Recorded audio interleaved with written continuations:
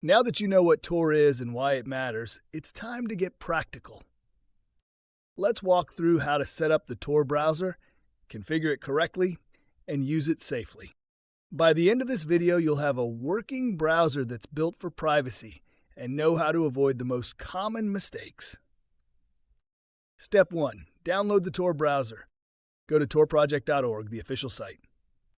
Don't download it from anywhere else. Click Download Tor Browser and choose the version for your operating system, Windows, Mac OS, or Linux. Once it's downloaded, install it just like you would any other app. The first time you open it, Tor will automatically connect to the network and launch the browser. Simple as that. Step 2. Confirm you're connected to Tor. When the browser opens, you'll see a confirmation message that you're connected to the Tor network. You can double-check by going to check.torproject.org. It will tell you whether your connection is properly routed through Tor. If it says, "Congratulations, this browser is configured to use Tor," you're good to go. Step 3. Basic configuration tips. Tor comes pre-configured for privacy, but there are a few settings worth tweaking. Click the shield icon in the top right corner of the browser. Set the security level to safest. This disables JavaScript on most sites and blocks risky content. Yes, it might break some websites, but it significantly reduces the chance of being tracked or exploited. Next, go to Preferences, Privacy, and Security and make sure the following are enabled. Block all third-party cookies.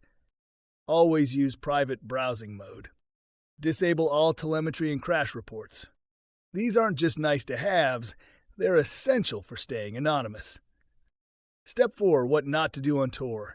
This is just as important as the setup.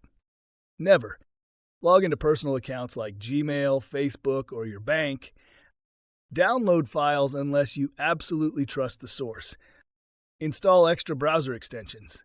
They can ruin your anonymity.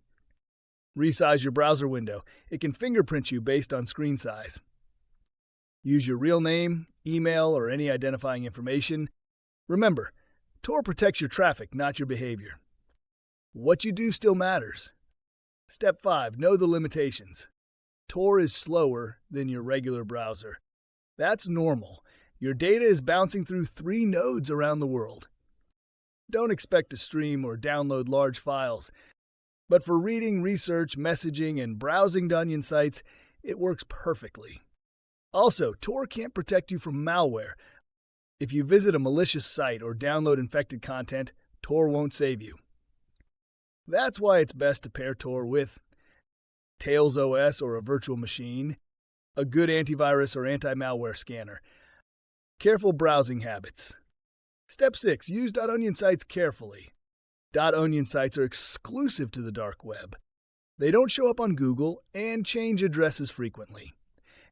Use verified directories like Ami or DarkDoc fail to discover reputable .onion services.